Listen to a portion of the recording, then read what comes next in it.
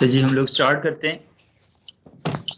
CCN ने हमारा course चल रहा था जिसमें प्रीवियस में हम लोकल एरिया नेटवर्क के इंफ्रास्ट्रक्चर के हवाले से डिस्कस कर रहे थे, और उसमें हम लोगों ने लैन के हवाले से बात की थी प्रीवियस क्लास में। ठीक है, इनिशियल बेसिक्स में हमने पहले आईपी एड्रेसेस को डिस्कस किया, और उसके बाद फिर हम लोगों ने डिस्कस किया स्विचिंग की बेसिक्स। लोकल एरिया नेटवर्क में स्विच के क्या पार्टिसिपेशन है, किस तरह से उसका रोल है, किस तरह से लैन में वो पार्टिसिपेट करता है डिवाइसेस की आपस में कम्युनिकेशन के लिए।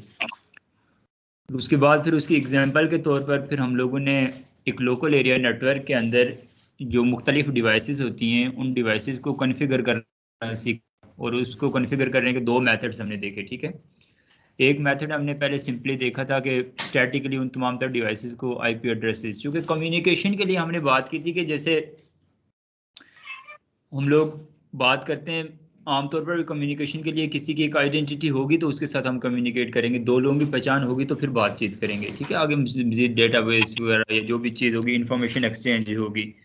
तो ऐसे ही सेम लाइक दैट नेटवर्किंग के अंदर जो जो डिवाइसेस होती हैं, ठीक है, ये इन डिवाइसेस के लिए भी कम्युनिकेशन से पहले नेसेसरी है कि इनकी आइडेंटिटी जो है ना वो पहले वेरीफाई हो सके। तो आइडेंटिटी पहले उनको असाइन होगी। ऑब्वियसली ये चूंकि एक नेटवर्क है, इसमें जो डिवाइसेस हैं ये इन तमाम तर ने को हमने ही कंट्रोल करना होता है, तो उनको पहले हमें चाहिए कि उनको एक आइडेंटिटी दें।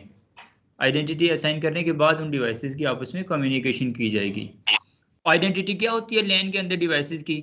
या तो उनका फिजिकल एड्रेस होगा या तो उनका आईपी एड्रेस होगा। ठीक है, फिजिकल एड्रेस जिसको मैक एड्रेस कहा जाता है, जो कि आपका फिक्स होता है, ठीक है, स्टैटिक होता है और वो चेंज नहीं होता, बिल्ट इन होता है डिवाइसेस के अंदर। ओईएम से प्रोवाइड किया जाता है। ओईएम से मुराद होती है ओरिजिनल इक्विपमेंट मैन्युफैक्चरर, उस डिवाइस का बनाने वाला। ठीक है, फिर हम लोग बात करें आईपी एड्रेस की, जो कि एक्चुअल आपके जो है ना लैन के अंदर या वैन के अंदर एक्चुअल जिसकी बेस के ऊपर आपकी कम्युनिकेशन हो रही होती है, IP address internet protocol. IP से मुराद होती है internet protocol. That is basically your unique identity in terms of networking while you are communicating in a LAN और इन अ वैन। ठीक है, लैन या वैन के अंदर आप जब कम्युनिकेट कर रहे होंगे तो आपको आइडेंटिफाई किया जाएगा आपकी सोर्स आईपी और डेस्टिनेशन आईपी के जरिए। तो उस आईपी एड्रेस को हम लोगों ने उनकी डिटेल्स पहले अच्छी तरह से अंडरस्टैंड की, जिसका आप सब लोगों को आइडिया हो गया। आप स्काइप ग्रुप में ऐड हुए थे या नहीं हुए? आप स्काइप में ऐड हो जाएं ताकि आईपी एड्रेसेस का थोड़ा सा और आपको आइडिया हो जाए। ओरिजिनल इक्विपमेंट मैन्युफैक्चरर, यानी कि उस जो भी डिवाइस है उसका बनाने वाला। जैसे लिनोवा है, इसको कोई बनाने वाले कोई लोग होंगे, कोई कंपनी होगी लिनोवो, ठीक है, थिंकपैड, आईबीएम है, ठीक है, इस तरह से। ये सब कितनी बिट का होता है? मैक एड्रेस जो होता है वो 6 बाइट्स का होता है, टोटल 48 बिट्स होती हैं इसके अंदर। ओरिजिनल इक्विपमेंट मैन्युफैक्चरर, ओईएम जी। 64 बाइट्स होती हैं? नहीं नहीं नहीं, 128 होती हैं। किस में? 6 बाइट्स है ना, तो एक बाइट में कितनी बिट्स होती हैं? तो 6 को 8 से मल्टीप्लाई करेंगे तो कितना आंसर आएगा? 48। ठीक है, समझ गए बात को? अच्छा, फिर आईपी एड्रेसेस की हमने डिटेल्स देखी कि हम private IP addresses, public IP addresses, इनकी क्लासेस और क्लासेस को हम लोगों ने अच्छी तरह से डिफाइन किया। फिर प्राइवेट और पब्लिक को भी अच्छी तरह से हमने समझा।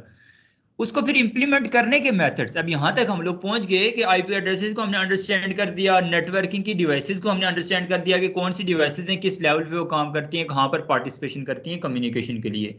यहाँ तक किसी का कोई इशू तो नहीं है ना नेटवर्किंग डिवाइसेस का? और उसके बाद इन डिवाइसेस को जब आपस में कनेक्ट किया जाता है तो वो बेसिकली वो टर्म क्या कहलाती है? टोपोलॉजी।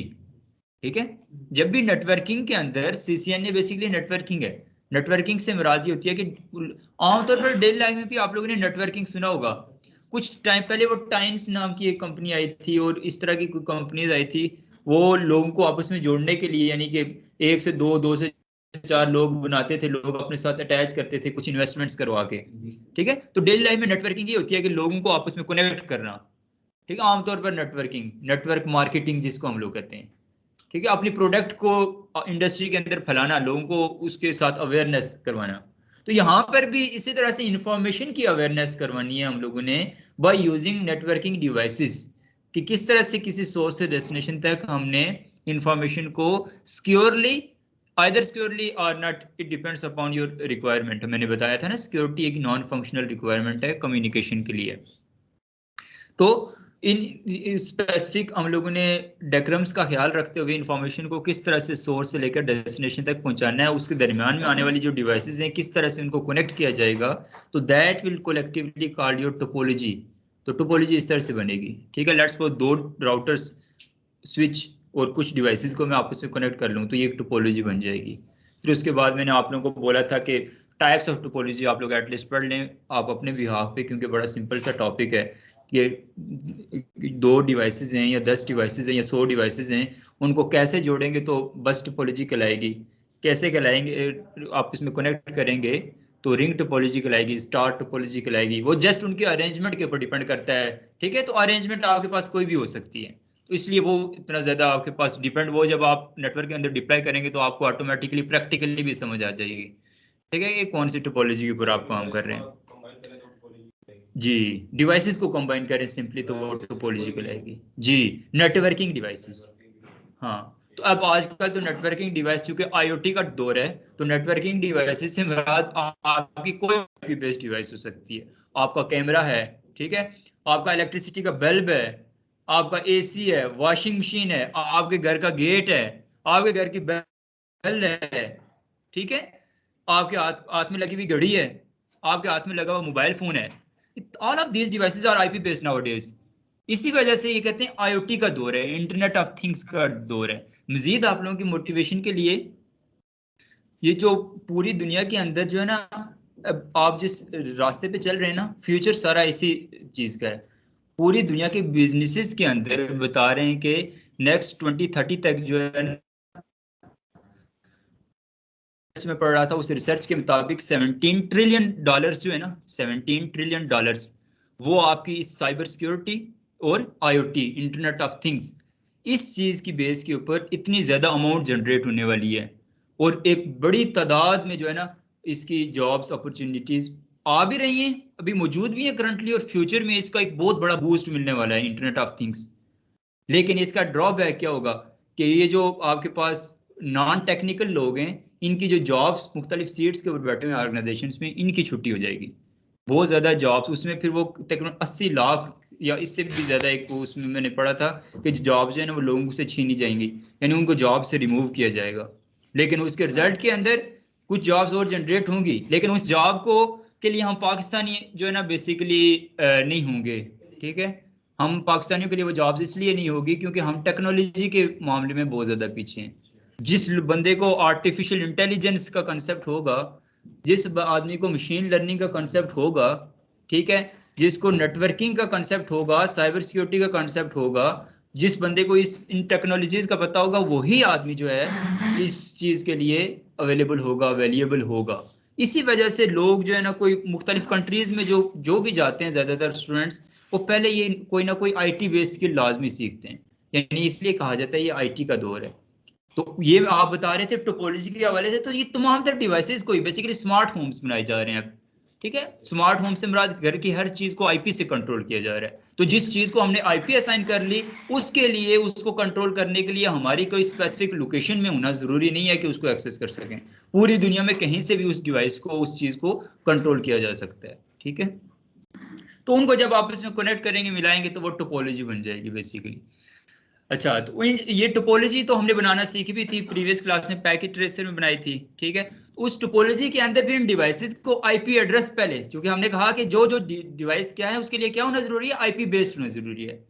इसी वजह से मैंने आप लोगों को सबसे पहले जो चीज समझाई थी कि आईपी एड्रेस क्या है, और आईपी एड्रेसेस की टाइप्स क्या है, और किस तरह से इसकी इंप्लीमेंटेशन है, और क्या क्या एप्लीकेशन है मार्केट के अंदर आईपी एड्रेसेस की, और नेटवर्किंग के लिए ये आईपी एड्रेस क्यों जरूरी है, ये आप सब लोगों को अच्छी तरह से पता चल गया। उस आईपी एड्रेसेस को फिर अब जब डिवाइसेस को हम असाइन करने जा रहे थे, अब हम लोग इतने मेच्योर हो गए थे 4-5 क्लासेस के बाद कि हम डिवाइसेस को आईपी एड्रेस असाइन कर सकें। तो प्रीवियसली इनिशियली हम लोगों ने डिवाइसेस को आईपी एड्रेस स्टैटिकली असाइन किया था। स्टैटिकली से मुराद दिया कि फिक्स्ड पाथ मैन्युअली, ठीक है।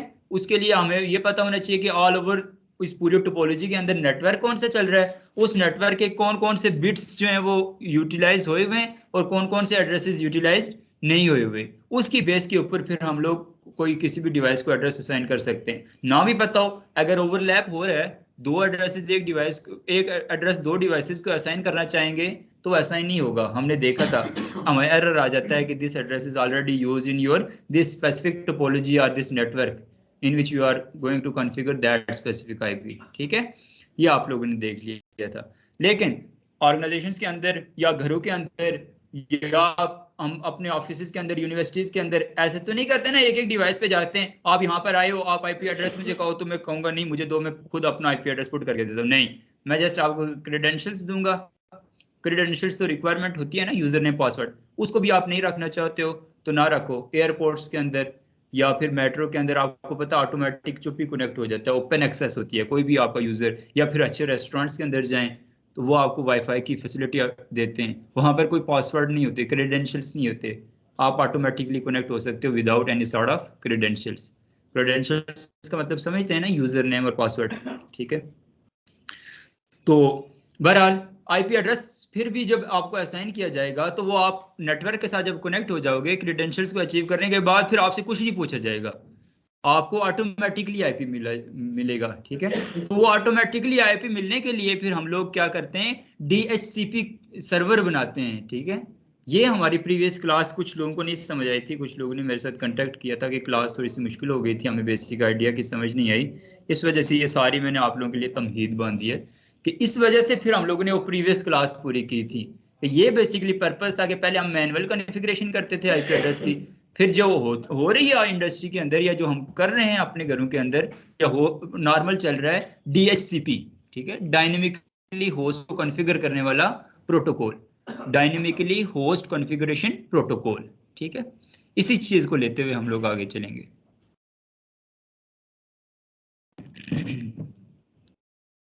ये सर जो आईपी का आपने पढ़ाया था सर, इसमें सबनेट मास्क का जी, इशू आ रहा वो बेसिकली किसी एक नेटवर्क के अंदर जब हम काम कर आईपी इंप्लीमेंट करते हैं ना, तो सबनेट मास्क इस चीज को आइडेंटिफाई करता है कि उस नेटवर्क में हमने कितनी रेंज रखनी है, कितनी डिवाइसेस को मैक्सिमम कनेक्ट करना है, उसके लिए फिर हम सबनेट मास्क देते हैं।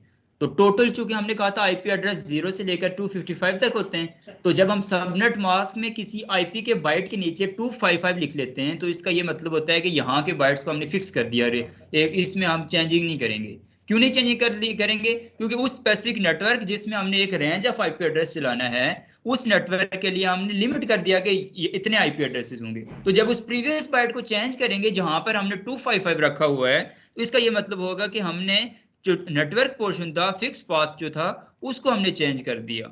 इस वजह से हम लोग कोई भी जो एक आईपी एड्रेस होगा उसके साथ जो सबनेट मास्क होगा उसको फिक्स रखेंगे। इस पर्पज के लिए हम सबनेट मास्क को यूज करते हैं, रेंज ऑफ आईपी एड्रेसेस को आइडेंटिफाई करने के लिए। ठीक है, जैसे एग्जांपल के तौर पर एक आईपी एड्रेस हमने डिप्लॉय किया 192.168.10.0 और उसका सबनेट मास्क दे दिया 255.255.0। ये आईपी एड्रेस कौन सी क्लास का है जी, आप बताइए? क्लास सी का है। ठीक है, और इसमें 255.255.255.0 वैसे भी बाय डिफॉल्ट सबनेट मास्क होता है। जो क्लास ए होगी उसका बाय डिफॉल्ट सबनेट मास्क जो है वो 255.0.0.0 होगा। एक हिस्सा नेटवर्क पोर्शन में होगा और बाकी से होस्ट पोर्शन में होंगे। जो क्लास बी होगी उसमें दो हिस्से नेटवर्क पोर्शन और दो हिस्से होस्ट पोर्शन। तो सेम लाइक दैट ये क्लास सी है, तो इसमें बाय डिफॉल्ट की बात कर रहा हूं मैं, एक हिस्सा होस्ट पोर्शन में, बाकी तीन हिस्से नेटवर्क में चले गए। नेटवर्क में जाने से क्या मुराद है, अब ये वाला तमाम एरिया जो है ना, इस हाँ इसको छोड़ के और इसके अलावा ये वाला तमाम एरिया जो है 192.168.10 और 192 के अक्रॉस ये वाला 255, ये सब लॉक्ड हो गया। लॉक से मुराद ये 255, फिर 168 इसके अक्रॉस ये और 10 इसके अक्रॉस ये तीन इससे लॉक्ड हो गए। इसका ये मतलब होगा कि नेटवर्क के अंदर हम लोग जब कोई होस्ट को कॉन्फ़िगर करेंगे, कोई होस्ट को आईपी एड्रेस असाइन करेंगे, either you want to give the IP address by the method of static configuration या स्टैटिक अलॉटमेंट। ठीक है। और इसके अलावा आप डायनेमिकली जैसे भी कॉन्फ़िगर करेंगे, रेंज में जो होगा टोटल डिवाइसेस इतनी कनेक्ट होंगी, उसके बाद जो है ना इससे ज्यादा डिवाइसेस कनेक्ट नहीं हो पाएंगे, एरर आएगा। ठीक है, जैसे आजकल सर कम से कम वो फिर आगे बात करेंगे ना। अभी हम डिफॉल्ट जनरल बात कर रहे हैं ना अभी, चूंकि आपको थोड़ा आइडिया है, मैं समझ रहा हूँ आपकी बात से, लेकिन बाकी जो स्टूडेंट्स ने उनको फिर कंफ्यूज हो जाएंगे ना। जो आप कहना चाह रहे हैं वो मैं समझ रहा हूँ क्या कहना चाह रहे हैं। ठीक है,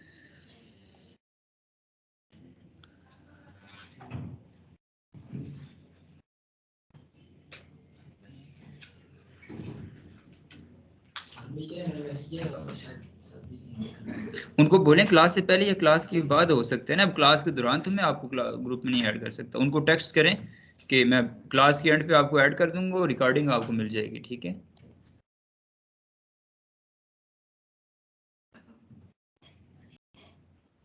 तो ये कंसेप्ट है आईपी एड्रेस और सबनेट मास्क का। ठीक है, यहाँ तक क्लियर हो गया आप लोगों को।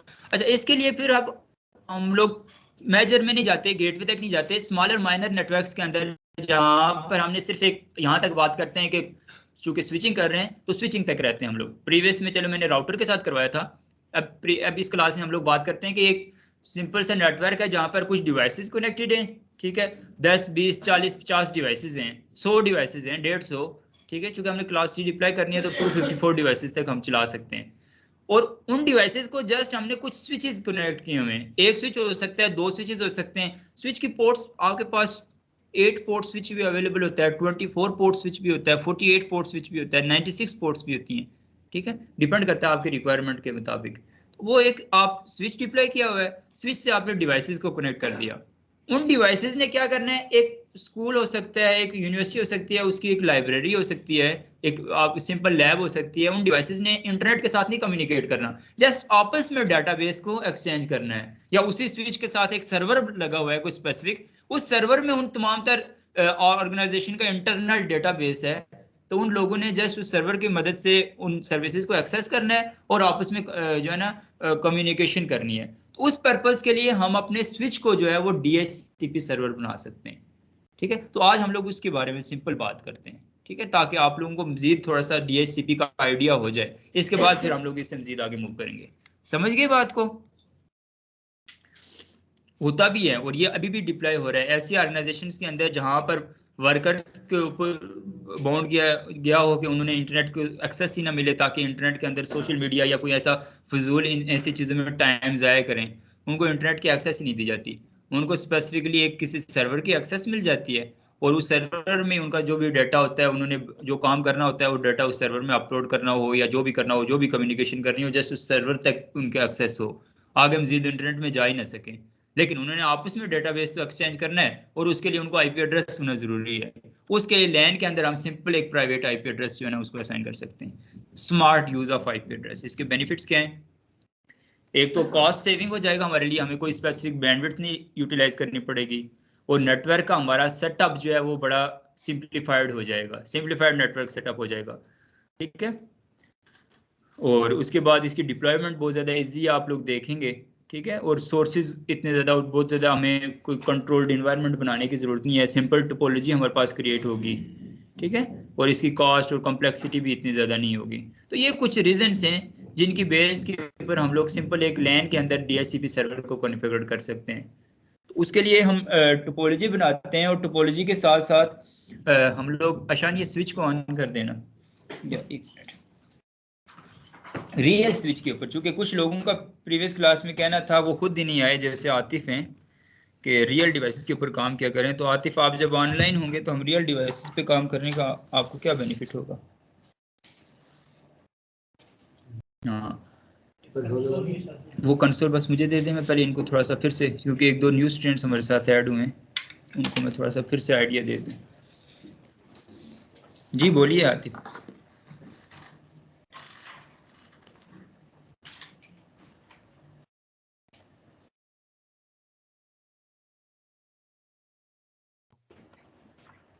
इंशाल्लाह नेक्स्ट क्लास में सर अवेलेबल होंगे। आज थोड़ा सा कुछ इशू था इसके लिए नहीं आ सका। सही है, ठीक है। अच्छा, अब प्रीवियस क्लास में आपने देखा कि हमने सिमुलेटर को यूज़ किया था सिस्को पैकेट ट्रेसर। मैंने आपको बोला था कि कोशिश करिएगा इसको इंस्टॉल, इसका सेटअप कर दे, बहुत इजी है।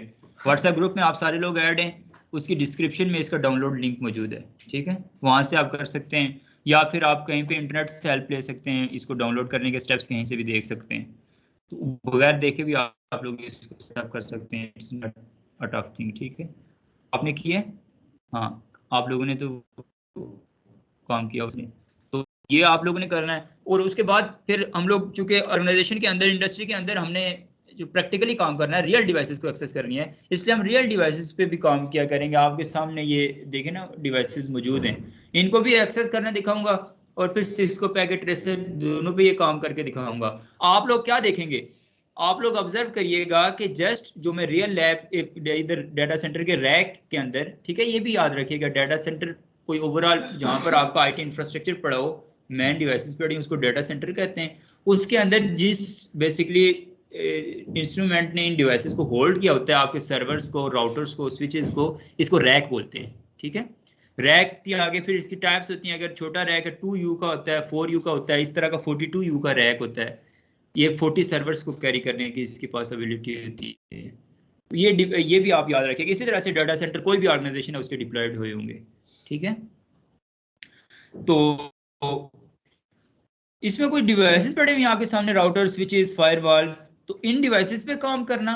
और जो सिस्को पैकेट ट्रेसर ने हमें सिमुलेटर के जरिए प्रोवाइड किए हैं डिवाइसेस, काम करना दोनों में सेम है, जस्ट एक्सेस करना डिफरेंट है। तो आज हम थोड़ा सा एक्सेस के बारे में दोबारा से बात करते हैं, रियल डिवाइसेस को, चूंकि एक्सेस करना जरूरी आना चाहिए और रियल डिवाइसेस पे काम भी करना हमें आना चाहिए। इस वजह से, क्योंकि रियल एनवायरनमेंट के अंदर हमने पैकेट ट्रेसर पे तो नहीं काम कर रहा, वहां पे फिजिकल डिवाइसेस ही होंगी। तो रियल पैकेट ट्रेसर और रियल डिवाइसेस में कॉन्फ़िगरेशन में एक जगह पे आपको थोड़ा सा लैग करेंगे, पता है क्या? क्योंकि सिमुलेटर जो होता है ना, सिस्को पैकेट ट्रेसर है या GNS3 है या ईव है, आप वर्चुअल मशीन के अंदर कोई क्रिएट करते हैं सिमुलेटर, तो ये जितने भी हम लोग काम करते हैं, ये एक आइडियल सिनेरियो होता है, यहाँ पर एरर के चांसेस नहीं होते, ठीक है। जो काम जैसा आपके पास कोई कमांड है वो लाजमी चलेगी और वो इम्प्लीमेंटेशन होगी, ठीक है, कोई iOS का आपको इश्यू नहीं होगा। लेकिन जो रियल इन्वायरमेंट है, फिजिकल इंफ्रास्ट्रक्चर है, वहां पर आपकी कोई पोर्ट खराब हो सकती है। सिस्को पैकेट ट्रेसर के राउटर के कोई पोर्ट यूज करेंगे, वो आपको खराब नहीं नजर आएगी, लेकिन रियल इन्वायरमेंट के अंदर फिजिकल डिवाइस में वो पोर्ट का इशू हो सकता है, ठीक है। पोर्ट, इसके अलावा कोई इंटरनल इसके इंफ्रास्ट्रक्चर में कोई प्रॉब्लम हो सकती है, ठीक है। इसके हार्डवेयर में प्रॉब्लम आ सकती है, सॉफ्टवेयर और हार्डवेयर की कंपैटिबिलिटी, सॉफ्टवेयर से मुराद क्या है इसका, जैसे रियल कंप्यूटर होते हैं, इसमें इनका सॉफ्टवेयर से मुराद इनके ऑपरेटिंग सिस्टम्स होते हैं, ठीक है, और हार्डवेयर इनके फिजिकल इंस्ट्रूमेंट्स होते हैं। तो सॉफ्टवेयर और भी बहुत सारे होते हैं जो एप्लीकेशन चल रही होती हैं किसी, और इनके हार्डवेयर को आपस में इनकी कंपैटिबिलिटी कौन करवाता है? Operating system. तो ऐसे यहाँ पर भी इनका iOS होता है, इंटर नेटवर्किंग ऑपरेटिंग सिस्टम, ठीक है। उसकी डिटेल्स मैंने आपको बता दी थी सारी। तो वो iOS का आपके पास इश्यू आ सकता है। तो इस वजह से ये कुछ वजूहात हो सकती हैं जहां पर आपको रियल इन्वायरमेंट के अंदर प्रॉब्लम आ सकती है, ठीक है। और इसके अलावा कुछ कॉन्फ़िगरेशंस या फिर कुछ इनक्रिप्शन वगैरह, हम डाटा की सिक्योरिटी इंप्लीमेंट जब करते हैं रियल फायरवॉल्स के अंदर या फिर राउटर्स के अंदर, तो वहां पर थोड़ा टाइम कंज्यूमिंग होता है, जब बिट्स जो है ना आपकी हैश जनरेट हो रही होती है। लेकिन रियल इन्वायरमेंट, ये जो आपके पास है सिस्को पैकेट ट्रेसर सिमुलेशन, वहां पर इस तरह की कोई प्रॉब्लम नहीं आती, क्योंकि वो आइडियल सिनेरियो होता है, वहां पर फौरन से आपकी आउटपुट आ जाती है। ये स्लो हो सकता है, ठीक है, रियल राउटर जो हो सकता है वो स्लो हो सकता है, रियल स्विच स्लो हो सकती है इसकी वर्किंग, ठीक है। लेकिन आइडियल सिनेरियो में सिस्को पैकेट ट्रेसर में ऐसे इश्यूज आपको नहीं फेस करने पड़ेंगे, ठीक है। ये बस कुछ इश्यूज हैं। उसके अलावा कॉन्फ़िगरेशन की बात करें, टर्मिनोलॉजीज की बात करें, कॉन्सेप्ट्स की बात करें, इन तमाम चीज़ों की बेस के ऊपर अगर बात करेंगे, तो आप चाहे सिमुलेटर के ऊपर काम करें, चाहे रियल डिवाइसेस के अंदर काम करें, कंसेप्ट आपका क्लियर हो तो आप कहीं पर भी काम कर सकते हैं। जस्ट आपने कुछ ये ट्रबल शूटिंग के जो स्टेप्स मैंने बताए, ये जहन में जरूर रखने हैं जब आप सिस्को पैकेट ट्रेसर से रियल इन्वायरमेंट के अंदर मूव करेंगे, ठीक है। यानी अब इसको बिल्कुल सम अप कर दूं, है कि रियल इन्वायरमेंट के अंदर ट्रबल शूटिंग थोड़ी सी ज्यादा है as compare to Cisco packet tracer, troubleshooting, बाकी कॉन्फ़िगरेशन में कोई आपको इशू नहीं है। तो अब बात आती है सिस्को पैकेट ट्रेसर की। अगर बात करें, मैं सिस्को पैकेट ट्रेसर में एक टोपोलॉजी बना देता हूँ।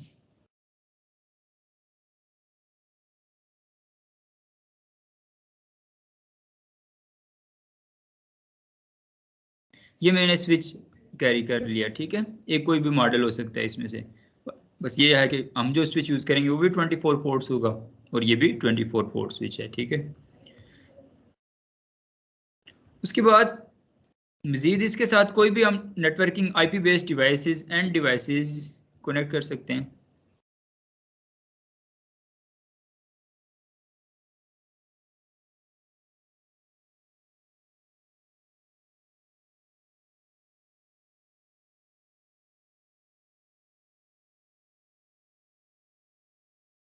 ठीक है, आसान है ना, देखें यहाँ पर टोपोलॉजी बनाना है।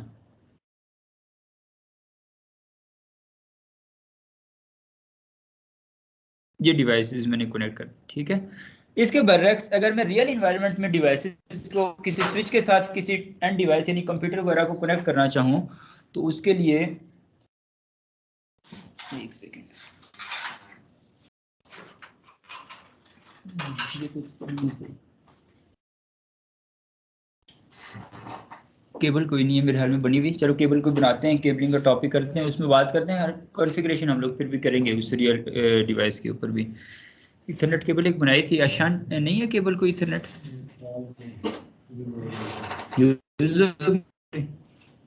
चलो ठीक है, देख लेते हैं इसको।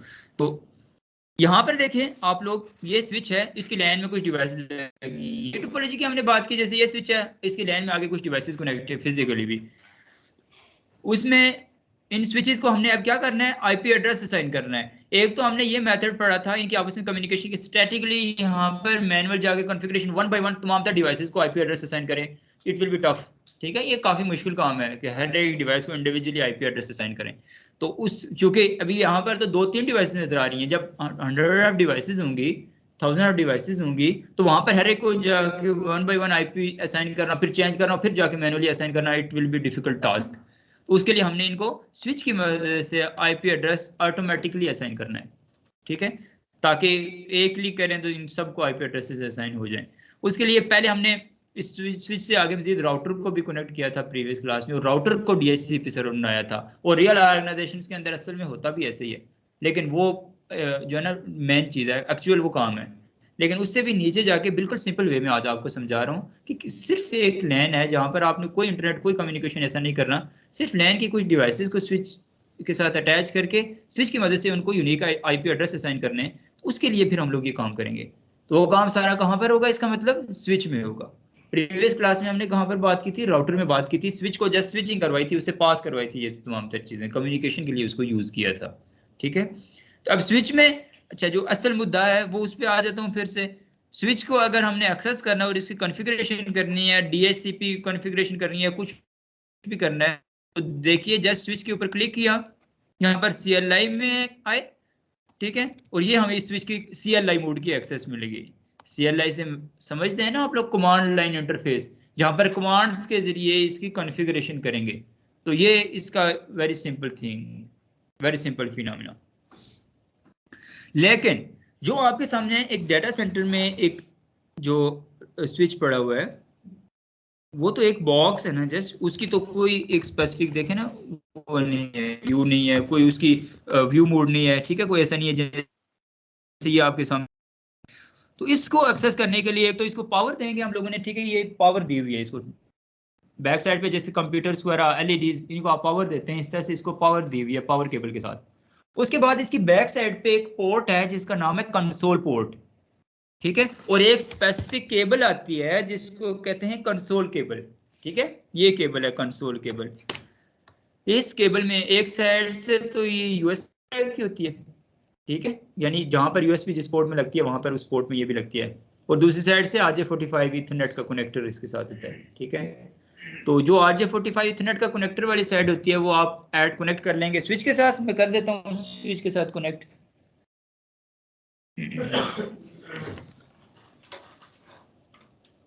ठीक है। स्विच की बैक साइड पे पोर्ट थी जिसका नाम था कंसोल पोर्ट, और दूसरी साइड हम लोग अपनी जो भी डिवाइस होगी, कंप्यूटर है, लैपटॉप है, उसकी यूएसबी की किसी पोर्ट में हम लोग कनेक्ट कर लेंगे, ठीक है। जब यूएसबी की पोर्ट में इसको ऐड किया, कनेक्ट किया, दोनों साइड ने, इतना आपको अंदाजा हो गया। उसके बाद फिर नेक्स्ट हमारे पास एक सॉफ्टवेयर होता है जिसका क्या नाम होता है, जिस सॉफ्टवेयर की मदद से हम इन डिवाइसेस, रियल डिवाइसेस को एक्सेस करते हैं। जी आप बताइए।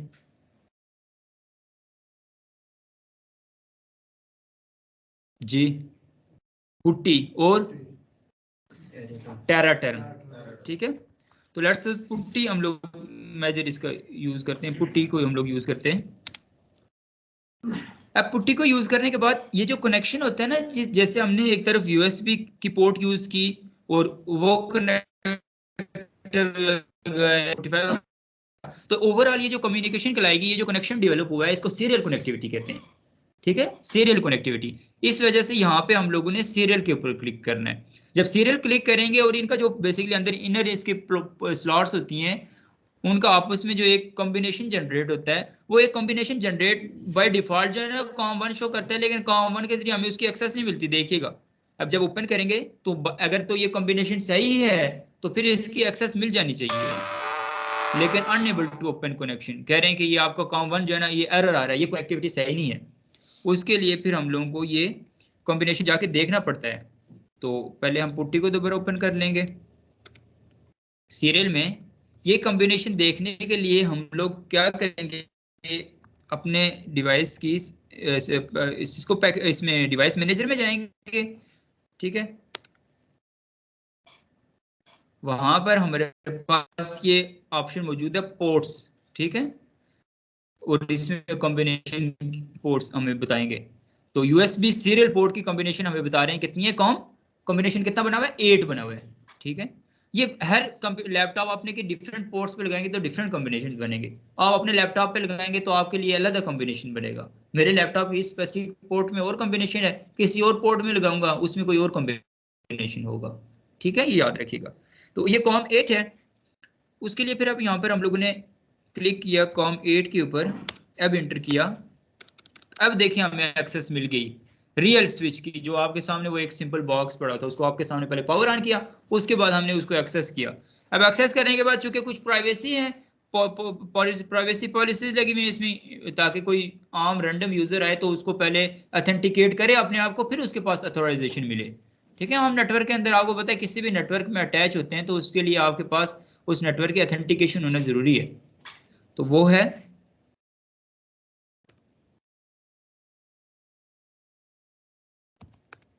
इस तरह से हमने इसकी एक्सेस हासिल कर ली। अब ये इनेबल में आगे हम लोग यहाँ पर व्यू मोड है, जो भी काम होया हुआ है शो, इसमें तो आईपी, ये इसकी डिफरेंट पोर्ट्स हैं, ठीक है। आपके पास कोई व्हील है, इसके वर्चुअल आपके पास इंटरफेसेस भी होते हैं स्विच के अंदर, उनको भी हम डिटेल में स्टडी करेंगे। नेक्स्ट हम लोग उसी की तरफ चलेंगे, लेकिन डीएचसीपी को थोड़ा सा अच्छी तरह से देखें। इस तरह से इसकी पोर्ट्स की डिटेल है, ठीक है। अब हम लोग इसकी कॉन्फ़िगरेशन में आते हैं। यहाँ पर इसकी डिफरेंट जो है ना इंटरफेसेस जो हैं, अब ये देखें, इसका ये इंटरफेस है रियल स्विच का। इसको हम लोग इसका नाम चेंज भी कर सकते हैं किसी भी, यहाँ पर रियल डिवाइस का नाम जब चेंज करना उसके लिए कमांड नोट कर लें ना, कमांड है होस्ट नेम और आगे कोई भी जो नाम रखना चाहते हैं आप। यहाँ पर हम लोग लेट्स सपोज इसका नाम रखते हैं रियल स्विच। इस तरह से हमें याद रहेगा कि ये रियल स्विच के अंदर हम लोग काम कर रहे हैं, ठीक है। ऐसे ही अगर यहाँ पर आए, ये सिस्को पैकेट ट्रेसर का स्विच है, ठीक है। इसके लिए भी सेम कमांड इनेबल, उसके बाद कॉन्फ़िगर टर्मिनल। ये दो कमांड्स होती हैं। जब कॉन्फ़िगर टर्मिनल करते हैं तो ग्लोबल कॉन्फ़िगरेशन मोड में आ जाते हैं। तो होस्ट नेम वगैरह जो भी चीज़ें आप चेंज करना चाहते हो, किसी भी तरह की कोई इसमें इन्हेंसमेंट करना चाहते हो डिफ़ॉल्ट कॉन्फ़िगरेशन के अंदर, तो उसके लिए कॉन्फ़िगर टर्मिनल की कमांड यूज़ कर लाजमी करनी पड़ेगी, ठीक है। तो यहाँ पर भी हम देखिएगा होस्ट नेम चेंज करते हैं, इसके लिए हम लोग रखते हैं सीपीटी स्विच, ठीक है, यानी Cisco packet tracer switch. CPT से मुराद होती है सिस्को पैकेट ट्रेसर स्विच, ठीक है। अब हम लोग इन दोनों स्विचेस में हम लोग कॉन्फ़िगरेशन करते हैं वन बाय वन। आप देखिएगा, आप कोई भी कमांड ऐसे नहीं होगी जो एक स्विच में चलेगी और दूसरे में नहीं चलेगी। अब ये रियल स्विच है, इसका मैं थोड़ा फॉन्ट साइज इंक्रीज कर देता हूँ।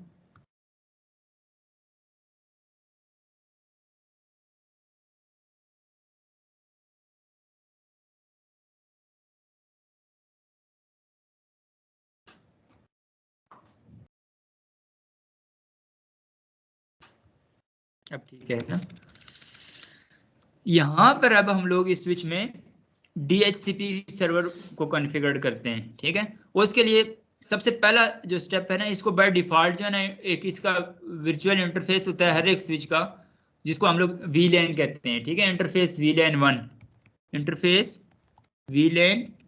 जैसे वहां पर किसी एक स्पेसिफिक स्विच की एक इंडिविजुअल इंटरफेस में जाकर राउटर में हम लोग किसी इंडिविजुअल पोर्ट के ऊपर, चूंकि हमने बात की थी कि राउटर के हर एक इंटरफेस पे एक डिफरेंट नेटवर्क चल रहा होता है, लेकिन स्विच में हमने ऑल ओवर द स्विच एक ही, चूंकि स्विच की लैन में एक ही नेटवर्क हमने चलाना है, तो डिफरेंट नेटवर्क्स भी चला सकते हैं, उसके लिए डिफरेंट वर्चुअल नेटवर्क्स बनाने पड़ेंगे। तो अभी तो हमारा बाय डिफॉल्ट एक ही हमने बात की थी, अभी दिखा भी देता हूँ आपको दोबारा से। तो IP इंटरफेस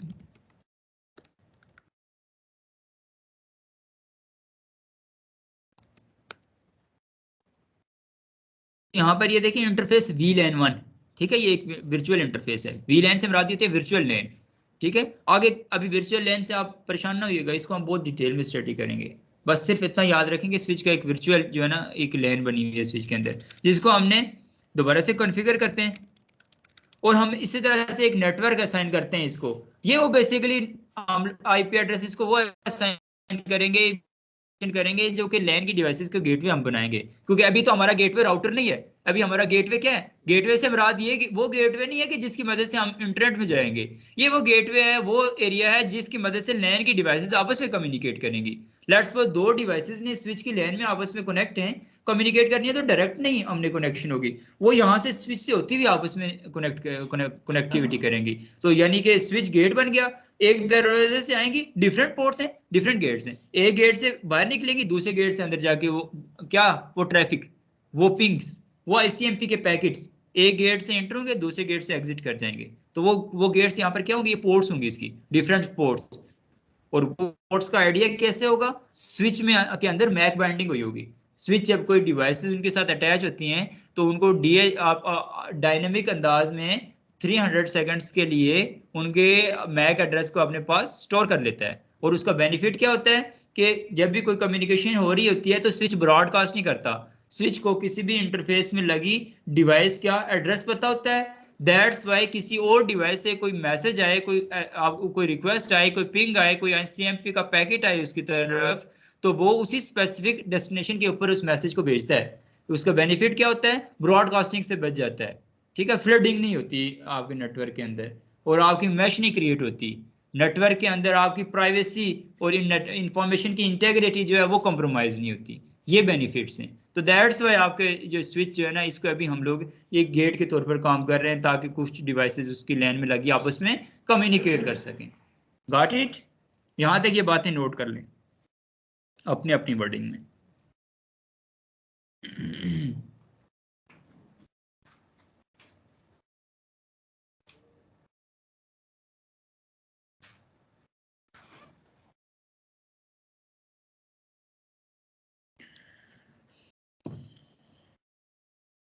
अच्छा, अब हम लोग उस स्पेसिफिक वो जो VLAN थी उसको एक्सेस करते हैं, इंटरफेस VLAN 1 थी, और उसके बाद उसको IP एड्रेस असाइन करते हैं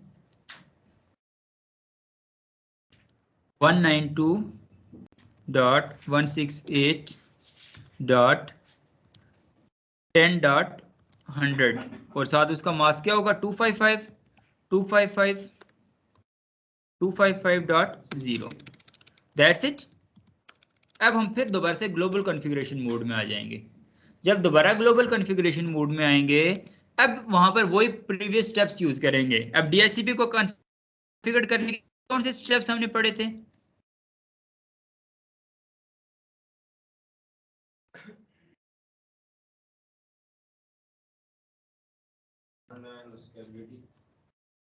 सॉरी, नहीं, स्टेप्स वो तो आपके टाइप्स होती है ना आपकी इंटरफेसेस की। ये जो हमने पढ़े थे, सबसे पहले हम लोगों ने उसको एक नेटवर्क जो है ना असाइन करना है, ठीक है। सबसे पहले एक सर्वर बनाना है, सर्वर का नाम असाइन करना है, उसके बाद नेटवर्क, फिर उसका आपके पास डिफॉल्ट राउटर, और फिर DNS सर्वर। ये वो कुछ स्टेप्स हैं जो हमने यूटिलाइज करने हैं। अब वो कैसे करेंगे उसको हम कॉन्फ़िगर करते हैं। तो उसके लिए IP DHCP पूल और फिर यहाँ पर पूल का नाम दे देना है, ठीक है। लेट्स सपोज हम उसका नाम दे देते हैं सिस्कॉम DHCP। ऑर्गेनाइजेशंस के अंदर ना जब मुख्तलिफ, अभी हम नेक्स्ट क्लास में हम देखेंगे डिफरेंट डिपार्टमेंट्स होते हैं, तो हर डिपार्टमेंट के लिए एक अलग नेटवर्क हम बना सकते हैं स्विच के अंदर, ठीक है। तो उसके लिए फिर डिपार्टमेंट का नाम हो, ये जो DHCP पूल का नाम जो रखते हैं ना, वो उस डिपार्टमेंट का नाम हम रख लेते हैं। लेट्स सपोज फिजिक्स है, केमिस्ट्री है, यूनिवर्सिटी है, तो वो ये होगा। और अगर तो वो कोई ऑर्गेनाइजेशन है तो HR, IT, अकाउंट्स, इस तरह से आप नाम उसको असाइन कर सकते हैं, ठीक है। वो चीज़ भी हम डिटेल में देखेंगे। तो IP DHCP पूल बनाया, सबसे पहला ये काम हमने किया। उसके बाद नेटवर्क, ये जो हमने अभी पूल बनाएंगे कि क्या, नहीं पूल से मुराद ये चीज है कि आपके पास ये इस चीज को बताता है कि कहां से लेकर कहां तक IP एड्रेसेस जो है ना इस नेटवर्क के अंदर डिवाइसेस को ऑटोमेटिकली असाइन करने हैं। उस पूल में वो IP एड्रेसेस मेंशन करेंगे, और IP एड्रेसेस उसमें स्टार्टिंग से लेकर एंडिंग तक नहीं मेंशन करेंगे। उसके लिए फिर जो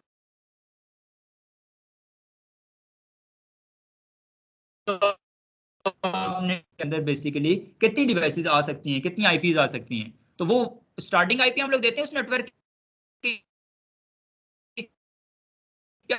आइडेंटिफाई कर लेता है DHCP पूल कि मैंने कहां से लेकर कहां तक IP एड्रेसेस इस नेटवर्क के अंदर लगी डिवाइसेस को असाइन करनी है।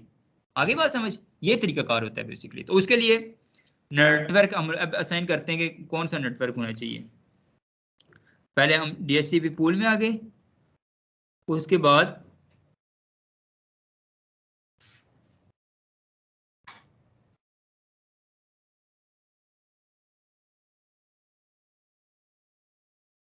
डिफॉल्ट राउटर, ठीक है, यानी जो गेटवे है उसको हमने क्या IP एड्रेस असाइन करना है, तो वो होना चाहिए जी। डिफॉल्ट राउटर से मुराद क्या है, गेटवे, जिसको आपने जब अब देखे ना, जब आपकी डिवाइसेस हैं पैकेट ट्रेसर में, मैं आपको दिखा देता हूँ। अब चाहे वो स्विच की लाइन में लगी हैं या राउटर की लाइन में लगी हुई हैं, तो यहाँ पर उनकी ये जो ऑप्शंस हैं ये तो नहीं चेंज होंगे, ये तो उनके फिक्स है ना उनकी डिवाइस के अपने। उसमें कौन कौन से ऑप्शंस हैं, IP एड्रेस, सबनेट मास्क, ये दो तो हमने उधर से कर दिए। अब ये जो डिफॉल्ट गेटवे है ना, इसको कमांड्स की फॉर्म में डिफॉल्ट राउटर कहा जाता है।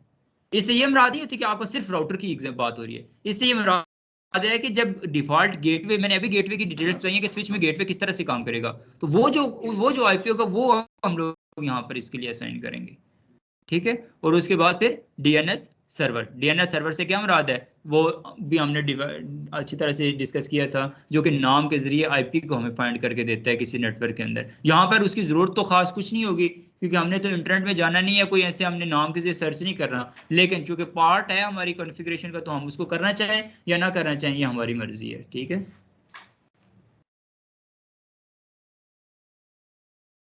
तो 192.168.10.1 या 100 जो भी आप रखना चाहें, ठीक है। उसके बाद फिर DNS सर्वर, ठीक है। DNS सर्वर आप जो है ना गूगल का रख सकते हैं 8.8.8.8 39 या कोई भी एक रैंडम, बस वो वहां पर मेंशन हो जाएगा। ये काम तो आ गया इधर। अब देखिएगा सेम कमांड्स, सेम तरह की कॉन्फ़िगरेशन है, रियल स्विच में हम इसको शिफ्ट करते हैं। सबसे पहले इंटरफेस VLAN कौन सी है, 1, उसको हम IP एड्रेस असाइन करेंगे। IP एड्रेस सेम 192.168.10.1 है लेट्स सपोज, और उसके बाद उसका मास्क 255 और 255.0, ये कम हो गया। अब हम लोग यहाँ पर DHCP पूल बनाएंगे, IP DHCP पूल, और पूल का नाम उसी तरह से सेम लाइक दैट जैसे हमने रियल स्विच के ऊपर काम किया, ठीक है। सिस्कॉम DHCP। उसके बाद हमने नेटवर्क क्या था, 192.168.10.1 ठीक है। ये 10.0 भी आप रख सकते हो पूरा नेटवर्क, ठीक है। कोई भी आप यहाँ पर रखो, वो इस चीज को आइडेंटिफाई कर लेगा यहाँ से कि आप ओवरऑल पूरे किस नेटवर्क की बात कर रहे हो। यहाँ से इस चीज का अंदाजा होता है बेसिकली कि आपका टोटल कितनी आईपीज आएंगी। ये होती है नेटवर्क आईडी यहाँ से, ठीक है। तो हम कोई भी आईपी हम लोग इसको यहाँ पर असाइन करें, जैसे हमने 1 असाइन किया, तो बेसिकली इससे इस चीज का अंदाजा लगा लेगा। साथ जब हम मास्क असाइन करेंगे, ये देखें 255.255.255.0 यानी 3 इश्यू को हमने लॉग कर दिया, और चौथे बाइट में टोटल 0 से लेकर 255 तक 256 आईपीज आ सकती हैं, जिनमें 0 जो है वो नेटवर्क आईडी होगी, 255 ब्रॉडकास्ट आईडी होगी, और 1 जो हम अभी असाइन करेंगे वो हम डिफॉल्ट राउटर यानी कि गेटवे को असाइन टू 168.10.1, तो पीछे रह जाएंगी कितनी आईपीज 253, ठीक है। वो आईपीज यानी इतनी डिवाइसेस, इतनी आईपी बेस्ड डिवाइसेस इस लैन में, इस टोपोलॉजी में आपके साथ कनेक्ट हो सकती हैं, ठीक है। और फिर डीएनएस की अगर बात करें तो वो हम कोई आईपी भी लिख सकते हैं, ठीक है। तो डीएनएस में एक सर्वर है ना, तो उस सर्वर को क्या पता कोई आईपी हमने असाइन किया हो, तो जो भी आप रखना चाहो रख सकते हो। 39, लेकिन इसका अभी यहाँ पर फंक्शन कुछ नहीं है, क्योंकि पैकेट ट्रेसर हम सिंपल काम कर रहे हैं। ये काम हो गया, ठीक है। कोई भी एक सर्वर है, किसी भी एक सर्वर, जैसे आपने बेसिकली अपने नेम को आईपी, गूगल का है, ये भी गूगल का है, ठीक है। कोई भी आईपी आप इसमें यूज कर सकते हो, ठीक है। इसके बाद अब आप अगर मर्जी है करना चाहते हो ना करना चाहते हो, मैंने बताया ऑप्शनल है। जब नहीं कनेक्ट हो तो आपके लिए कोई हेल्पफुल नहीं होगा ये यहाँ पर, ठीक है। फिर हाई लेवल पे बात करते हैं मजीद, हम डीएनएस को भी डिटेल में देखेंगे। स्टैटिक डीएनएस भी हम लोग दे सकते हैं किसी स्पेसिफिकली मैनुअल, जब हम लोग जो है ना वीपीएन की कॉन्फ़िगरेशन करवा रहे होते हैं, ठीक है। स्पेसिफिकली डीएम वीपीएन के अंदर हम लोग मल्टी एक्सेस सेगमेंट्स को यूज़ कर रहे होते हैं, तो वहाँ पर फिर हम लोग जो है ना डीएनएस को मुख्तलिफ तरीके से एप्लीकेशंस को यूटिलाइज करते हैं, ठीक है। वो फिर आप जब वहाँ तक पहुँचेंगे इंशाल्लाह उसकी भी मज़ीद डिटेल्स हम लोग डिस्कस करेंगे। अच्छा, अब लैन में जाते हैं, क्योंकि कॉन्फ़िगरेशन यहाँ पर रियल में तो हमने स्विच को कॉन्फ़िगरेशन करके देख ली, वैसे ही आगे मज़ीद जब डिवाइसेस कनेक्ट करेंगे तो वहाँ पर हम असाइन करके देख लेंगे। अभी यहाँ पर भी सेम, अब हम लोग हैं तो सीनियर भी कुछ लोग बैठे हुए हैं, तो क्या इसको डीएचसीपी में चेक करते हैं, मिल जाएगा आईपी एड्रेस, देखते हैं। डीएचसीपी फील्ड, ठीक है। डीएचसीपी क्या हुआ है, फेल्ड हुआ है अभी इसको, यानी डीएचसीपी हमारा सही कॉन्फ़िगर नहीं हुआ। और ये जो मिला है भी पाइपा इज यूज्ड, ये आपके पास जब कोई भी आईपी नहीं होता, और 169.254 ये वाला आईपी एड्रेस है, यानी हमारी कॉन्फ़िगरेशन अभी तक ठीक नहीं हुई, ठीक है। ये बताने का बेसिकली पर्पस है। तो क्यों नहीं हुई जी, अब सारे लोग आप मेरे साथ अटैच थे, बताइए अब ट्रबल शूटिंग है आप लोगों के लिए जी, आप बताइए, आप हैं, ठीक है। और ऑनलाइन में से जिससे मैं पूछूं वो मुझे बताइए जरा जी। एक चीज मैंने छोड़ी है खुद जानबूझ के, वो आप लोग बताएंगे अब यहाँ पर क्या इशू आया है। टॉपिक किया हुआ है ना हमने ये वाला, हाँ जी आपने किया है ना, ये कराची जाके भूल गए हो ये टॉपिक्स। जी आप बताइए। नहीं वो तो देते भी नहीं है, वो तो हमने पहले भी नहीं दिया था। इसमें एक छोटा सा टेक्निकल पॉइंट है, वो याद रखिएगा। ये इसलिए मैंने छोड़ के करवाता हूँ हमेशा ही, मेरी ये आदत है, ये अक्सर हम लोग भूल जाते हैं। मैं खुद प्रैक्टिकली ये काम बाज़ औक़ात जो है ना ऑर्गेनाइजेशन के अंदर भी भूल जाता हूँ करते हुए, तो इस वजह से पढ़ाता हूँ, तो मिस करके पढ़ाता हूँ। आशान आपका शायद फोकस नहीं था, आपको नहीं पता होगा हमने क्या किया, ठीक है। हाँ ठीक है। तो इसके लिए हमने बेसिकली जब स्विच के अंदर वीलैन हमने बनाई थी और उसको आईपी एड्रेस असाइन किया था ना, कौन सी इंटरफेस वीलैन 1, ठीक है। उसको आईपी एड्रेस असाइन करने के बाद ये वीलैन के इंटरफेसेस बाय डिफॉल्ट भी हम लोगों ने अब जैसे राउटर के इंटरफेस कल अप किया था ना आईपी एड्रेस के साथ, तो इसको भी हमने जो है ना क्या करना होता है, अप करना होता है। अब लाइन प्रोटोकॉल चला है इसके अंदर, अब ये कॉन्फ़िगरेशन कम्युनिकेशन के लिए पॉसिबल हुई है। अब हम लोग दोबारा से जाएंगे और इस स्विच की लैन में डिवाइसेस को आईपी एड्रेस असाइन करेंगे। अब डीएचसीपी की रिक्वेस्ट करते हैं, अब देखें DHCP रिक्वेस्ट सक्सेसफुल हो गई है, ठीक है। 192.168.10.1 जो है वो इन सब डिवाइसेस का, ये देखें इस वजह से यहाँ पर वहां पर गेटवे किया था कि वो यहाँ पर आएगा, इसके इस पोर्शन की कॉन्फ़िगरेशन हम कर रहे थे तब। तो ये 192.168.10.1 इनका इन डिवाइसेस का स्विच का इस ये वाला गेटवे हो गया, ठीक है। गेटवे से मुराद फिर मैंने डिटेल बताई हुई है कि वो गेटवे ना समझिएगा जो हम राउटर को कॉन्फ़िगर करते हैं, जहाँ पे बेसिकली आपका नेट का प्रोसेस होकर आपकी प्राइवेट आईपीज पब्लिक में कन्वर्ट होकर जाती हैं, ये वो गेटवे की बात नहीं कर रहा मैं, ठीक है। तो 192.168.10.2 ऐसे ही इस नेटवर्क में मजीद डिवाइसेस और डिवाइसेस को आईपी एड्रेस चेक करते हैं, ठीक है। 10.3 ऐसे ये डिवाइसेस जो भी आप जितनी भी कॉन्फ़िगर करना चाहते हो, ठीक है। लेकिन फिर आपने देखा होगा कि आप ऑर्गेनाइजेशन के अंदर कुछ प्रिंटर्स वगैरह कुछ ऐसी डिवाइसेस होती हैं। अब इसका है क्या, जितनी भी डिवाइस फर्स्ट टाइम इस सर्वर की मदद से उस सर्वर में चाहे लैन के अंदर भी काम कर रहे हैं, तो उन डिवाइसेस ने कुछ ऐसी डिवाइसेस भी तो होंगी जिनको फिक्स आईपी चाहिए होगा। कोई आईपी कैमरा हो सकता है, ठीक है, आईपी बेस्ड कैमरा हो सकता है, या सिंपल कोई और आईपी बेस्ड डिवाइस हो सकती है, कोई सर्वर हो सकता है, कोई प्रिंटर हो सकता है, जिसको हमने फिक्स्ड आईपी असाइन करना हो। यहाँ पर तो हर दफा चेंज होता रहेगा। तो आप तो ऐसे नहीं करते, आप ऑर्गेनाइजेशन के अंदर जैसे आप काम करते हैं, आपने देखा होगा वहां पर आपने जो कोई प्रिंट वगैरह निकालना हो, ठीक है, तो वो फिक्स एक आईपी होता है जिसकी वजह से आप पिंग करके प्रिंट निकाल देते हैं। लेकिन यहाँ पर तो ऐसा काम नहीं हो सकता, ठीक है। यहाँ पर तो फर्स्ट टाइम आईपी एड्रेस जब असाइन करेंगे, एक आईपी एड्रेस असाइन हो गया, वो प्रिंटर जब ऑफ होगा तो वो वहां से रिलीज होगा आईपी एड्रेस, कोई और डिवाइस मांगेगी, ये एक सीक्वेंस में मिलते जाएंगे। डीएचसीपी के जरिए जो एड्रेसेस होते हैं ना, एक सीक्वेंस में मिलते जाते हैं। तो कोई और डिवाइस जब रिक्वेस्ट करेगी वो आईपी एड्रेस उसको मिल जाएगा। नेक्स्ट डे जब वो प्रिंटर ऑन होगा फिर उसको एक नया आईपी एड्रेस मिलेगा। क्यों कि हमने जो कॉन्फ़िगरेशन की है उसके मुताबिक तमाम तर डिवाइसेस क्या हैं, उनको ऑटोमेटिकली आईपी मिल रहा है। हर दफा डीएचसीपी के जरिए उनको रिक्वेस्ट करेंगे और हर दफा ऑटोमेटिकली उनको नया आईपी एड्रेस मिलेगा। मतलब लैब पे कंप्यूटर उनके आईपी चेंज ही होते रहेंगे। जी, चेंज होते रहेंगे। 3 कभी इधर आ रहा है, 3 कभी उधर। एग्जैक्टली। लेकिन हमें तो बात जगहों पे फिक्स चाहिए ना, ये तो हमारे लिए उल्टा बेनिफिट करना चाह रहे थे, तो ये तो उल्टा दर्द सर बन गया। हर दफा प्रिंटर में जाके आईपी चेंज करो या फिर आईपी, उसका सलूशन अब हम लोग देखते हैं। उसका सलूशन क्या है?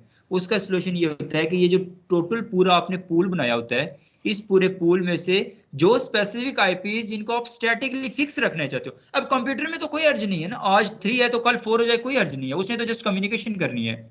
लेकिन और मैक्सिमम कंप्यूटर से यूज होते हैं, that's it, it's okay for that. लेकिन कुछ डिवाइसेस, प्रिंटर, स्कैनर्स, कोई और ऐसी डिवाइसेस, कुछ स्पेसिफिक डेस्कटॉप्स जिनका स्पेसिफिक पर्पस है, जिनको सर्वर के तौर पर हम यूज कर रहे हैं, उनकी आईपीज जो है ना वो फिक्स होना जरूरी है और वो किसी और को नहीं मिलने चाहिए।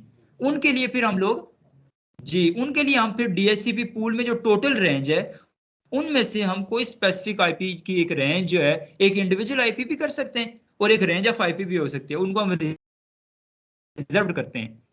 उसका बेनिफिट क्या होता है? उसको डीएचसीपी पूल से एक्सक्लूड कर देते हैं और उसका बेनिफिट ये होता है कि वो डीएचसीपी के जरिए किसी भी डिवाइस को असाइन नहीं होते, चाहे आप वो स्टैटिकली किसी को असाइन करें या ना करें। वो जब आप करेंगे तो आपको स्टैटिकली करने पड़ेंगे, लेकिन वो वन टाइम होगा। उसके बाद आप लॉन्ग टाइम जब तक आप खुद चेंज नहीं करते, वो ऑटोमेटिकली ऑफ करो ऑन करो कुछ भी करो वो हो ही रहेगा। आगे बात समझ? अब वो काम करते हैं।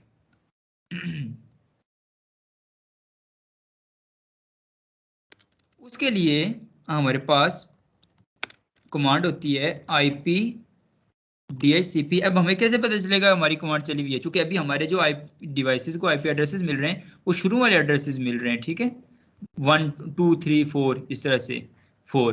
तो हम चाहते हैं कि 2 से लेकर 10 तक ये किसी डिवाइस को ना असाइन हो, 10 से आगे आगे डिवाइसेस को असाइन हो। तो वो हम पहले 2 से लेकर 10, 1 तो नहीं कर देंगे क्योंकि 1 गेटवे है आपका। 2 से लेकर 10 तक को हम एक्सक्लूड कर देते हैं DHCP पूल में से और बाकियों को रहने देते हैं वैसे ही जैसे अभी चल रहा है। तो एक्सक्लूड करने का बेनिफिट ये होगा कि जब भी इसके बाद कोई डिवाइस आईपी एड्रेस मांगेगी तो उसको 10 से ऑनवर्ड आईपी एड्रेस असाइन होगा, ठीक है। निकाल देना, इंक्लूड होता है किसी चीज में ऐड कर देना और एक्सक्लूड होता है वहां से रिमूव कर देना। आईपी डीएचसीपी एक्सक्लूडेड एड्रेसेस, इसके लिए कमांड होती है आईपी डीएचसीपी एक्सक्लूडेड एड्रेसेस। अब यहाँ पर एक इंडिविजुअल आईपी एड्रेस रिमूव करना है, लेट्स सपोज 192.168.10.2 एक आईपी एड्रेस जस्ट रिमूव करना है। एक आपको बस एक स्टैटिक आईपी एड्रेस चाहिए, बस ये कमांड इनफ है, एक आईपी एड्रेस रिमूव हो गया। लेकिन अगर आप चाहते हैं कि एक रेंज ऑफ आईपी एड्रेस को जब रिमूव करें तो आईपी DHCP एक्सक्लूडेड एड्रेसेस, यहाँ पर स्टार्टिंग एड्रेस लेट्स 192.168.10.2 से लेकर स्पेस दे दें एंडिंग आईपी, यहाँ 100 तक कर सकते हैं, 200 तक कर सकते हैं, 258 तक कर सकते हैं, है ना, 258 तक भी कर सकते हैं। क्यों? आईपी टोटल 254 तक जाएंगी हमारी तो, है ना, तो 258 जाके कैसे करेंगे, समझ रहे हैं ना बात को जी। 192.168.10. अब आप बताएं कहाँ कितने आईपी हम रिजर्व करें, लेट्स सपोज हम लोग 20, एक ने 15 का एक ने 20 का, तो 20 + 15 35, हम 35 तक जो है ना इसको यानी 2 से लेकर 35 तक रिजर्व कर देते हैं ताकि कोई भी नाराज ना हो, है ना। 20 दबाता तो एक नाराज हो जाता, ठीक है, 15 दबाता दूसरा नाराज हो जाता, तो हम दोनों को ऐड कर देते हैं। 35 यानी अब इस रेंज में 2 से लेकर 35 तक ऑटोमेटिकली कोई डिवाइस जब आईपी की रिक्वायर्ड डिमांड करेगी तो उसको नहीं मिलेगा। ये वो आईपीज हैं जो हमने रिजर्व कर दिए कोई भी स्पेसिफिक पर्पस के लिए, स्टैटिकली हम खुद असाइन करेंगे डिवाइसेस को। जो भी डिवाइस अब डीएचसीपी की रिक्वायरमेंट करेगी उसको यहाँ से आगे आईपी एड्रेसेस असाइन होंगे। अब लेट्स सपोज देखिएगा इस डिवाइस में अगर ये डीएचसीपी की रिक्वायरमेंट करती है तो ये देखें इसको 36 क्या आईपी एड्रेस मिला, 36 मिला। ऐसे जो भी डिवाइस इनमें से उससे इसके नेक्स्ट जो है उसको देखिएगा 37 मिलेगा, ठीक है, ऐसे फिर ऐसे ऑनवर्ड चलता रहेगा। तो ये अच्छा फीचर है ना, और ये ऑर्गेनाइजेशंस के अंदर यूज भी किया जाता है, ठीक है। तो ये बेसिकली पर्पस होता है डीएचसीपी का। तो प्रीवियस क्लास में जो प्रॉब्लम्स थी, कुछ कंफ्यूजन थी, वो क्लियर हुई है, थोड़ी बेहतर हुई है, समझ लगी है। हाँ, ये पूरा प्रोसीजर है डीएचसीपी को कॉन्फ़िगर करने का। आगे समझ किसी का? अगर एक लैब के अंदर 4 स्विच लगे जी, तो हर स्विच पे अलग-अलग कॉन्फ़िगरेशन ये वाली नहीं करेंगे? नहीं, आपके पास एक मैन जो कोर स्विच होगा उस पे काम कर रहा है, बाकी जस्ट उनकी आपस में कनेक्टिविटी के लिए होंगे ना। ये स्विच जो है ना एक कोर स्विच पे ये कॉन्फ़िगरेशन करेंगे। ये हमारा ये भी टॉपिक है, उसमें हम डीटीपी सर्वर बना देते हैं स्विच को, ठीक है, वीटीपी सर्वर, वीटीपी भी है और डीटीपी है। ये टॉपिक्स हमारे प्रोटोकॉल्स हैं, ये दो वीलैन ट्रंकिंग प्रोटोकॉल। तो ये टॉपिक्स हम करेंगे और उसमें आप देखेंगे कि एक स्विच में हमें एक काम करना पड़ेगा तो हम तक कमांड्स कॉन्फ़िगरेशंस बाकी स्विचेस में ऑटोमेटिकली हो जाएंगे, ठीक है। ये राउटर की तरह स्विच में भी काफी सारी वीलैन्स बन सकती हैं। स्विच में बनती हैं, राउटर में नहीं बनाते सर। अभी राउटर में आप कह रहे हैं वो वर्चुअल इंटरफेसेस होते हैं। वर्चुअल इंटरफेस एक अलग चीज़ है और वर्चुअल लैन एक अलग चीज़ है। लैन जब लेफ्ट आए ना तो वो स्विच में ही हो सकता है। राउटर में जो है ना वो वैन लेवल की डिवाइस है, उसमें इंटरफेसेस को वर्चुअल कर सकते हैं और नेटवर्क जो है वो वर्चुअल नहीं होता, ठीक है, लैन लोकल एरिया नेटवर्क। जी सर, अगर ये इतना इजी वे है तो फिर यूनिवर्सिटीज में फिर मैनुअली क्यों डाला जा रहा है कि हर जगह मैनुअली पूरी लैब में मैनुअली? वो जो लोग बैठे हुए हैं वो टेक्निकल नहीं है ना, सीसीएन ने सबने नहीं किया हुआ ना, मसला ये है। ये एक छोटा सा टॉपिक है और इसके लिए हमें स्पेसिफिकली बुलाया जाता है और स्पेसिफिक पेमेंट की जाती है ये चीज़ें कॉन्फ़िगरेशन के लिए। ये भी एक आपकी पूरी जॉब के ऊपर बिहेव कर रहा है, डिपेंड कर रहा है। आपको वीलैंड्स बनाना आ जाए, ये चीज़ें कर जाए, इसकी बेस के ऊपर भी आपको एक लैब के अंदर जॉब मिल जाती है यूनिवर्सिटी की। ये सर सिक्योरिटी इश्यूज भी होते हैं। वो सारी चीज़ें अब डिस्कस करेंगे। वो वीलैंड्स उसके लिए अब हम स्विच को सिक्योरिटी के लिए क्यों यूज़ करते हैं वो अब हम लोग नेक्स्ट इसको स्टडी करेंगे। सिक्योरिटी इश्यूज होती है, इसकी वजह से भी ये इम्प्लीमेंट इतना ज़्यादा नहीं किया जाता। नहीं, वो उसके ऊपर भी बात करेंगे, उसको सिक्योर बना सकते हैं हम लोग। हाँ चलें, ठीक है, जूनियर क्लास एंड करते हैं हम लोग और इसमें इसके बाद सीनियर क्लास करेंगे। उसमें आप में से जो लोग आना चाहें आ जाएं, जो बैठना चाहते हैं बैठें। तो तब तक के लिए अल्लाह हाफिज़।